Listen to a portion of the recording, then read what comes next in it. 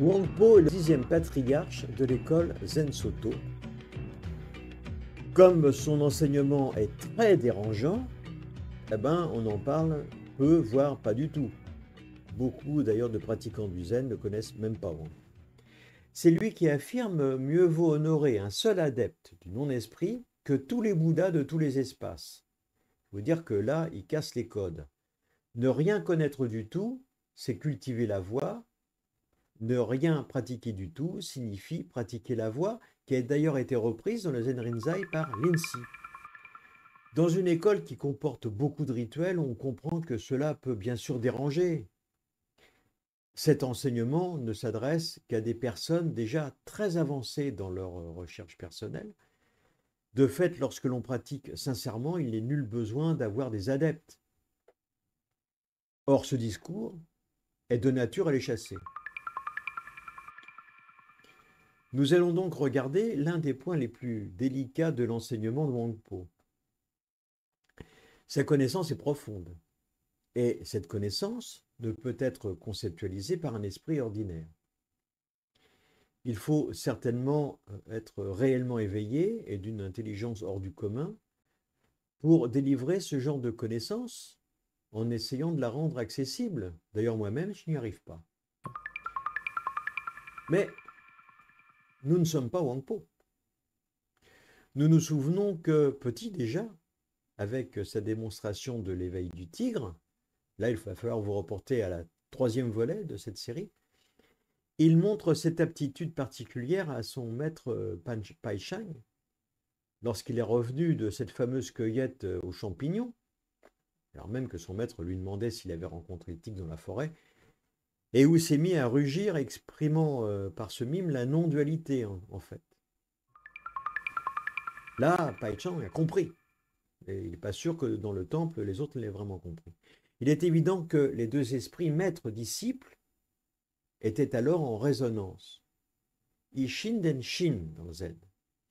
C'est la raison pour laquelle Pai Chang va comprendre que ce jeune garçon qui est là devant lui est son successeur. L'enseignement de Wangpo illustre bien la chute du pratiquant qui, à un moment donné, n'a plus rien à quoi se raccrocher. C'est une chute, comme dans un puits sans fond, aux parois lisses, vertigineux, angoissant. Lorsque l'on est arrivé en haut du mât, il faut continuer. C'est un koan. Et ce koan a beaucoup travaillé certains moines qui l'ont étudié. Cet enseignement ne peut donc pas être comprimé, il peut être vécu. Le comprendre ne servirait absolument à rien, comme si vous décriviez à quelqu'un qui a faim le bon repas que vous venez de faire. L'autre, il a toujours faim.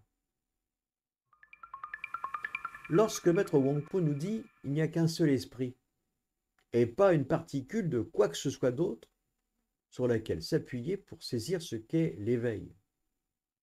Éveil égale esprit du Bouddha. Il nous explique qu'il est totalement inutile de rechercher le Bouddha à l'extérieur de nous-mêmes. C'est pas la peine d'aller à la quête au Bouddha. Le Bouddha est en vous. C'est vous. En recherchant le Bouddha à l'extérieur de nous-mêmes, on s'attache à des formes de pratiques pieuses et il nous précise que toutes ces pratiques sont vraiment nuisibles. Pourquoi cela?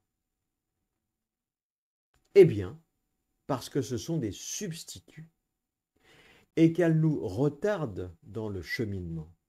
Ces pratiques sont éloignées du chemin de la connaissance. De même que faire des offrandes à tous les Bouddhas. Ça ne sert à rien. Il est important plutôt de faire une offrande dans la tête, mentale, à un seul adepte de la voie. Celui-là même qui a certainement illuminé par sa pratique la pensée conceptuelle. Et il l'a dépassée. Une telle personne ne forme aucun concept.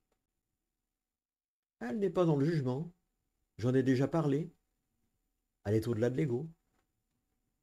Quelle que soit sa substance, L'absolu est intérieurement comme le bois ou la pierre, semblable au vide, totalement immobile, en cela qu'il est sans limite, qu'il est sans obstacle. Voilà. Et cette chose que je vous décris en ce moment même, cela qui est, n'est pas objectif, n'est pas non plus subjectif.